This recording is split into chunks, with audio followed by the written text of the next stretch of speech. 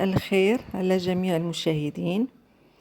جبت لكم اليوم أطباق مختلفة ديال السفرجل المعسل وأناناس. فالسفرجل موجود في هذا الوقت، نغتنموا الفرصة ونوجدوا به أطباق حلوة للعائلة والضيوف، فهو مفيد جدا للصحة. وأترككم مع الاختيار، وشكرا. لا تنسوا الاشتراك واللايكات، فهناك الجديد.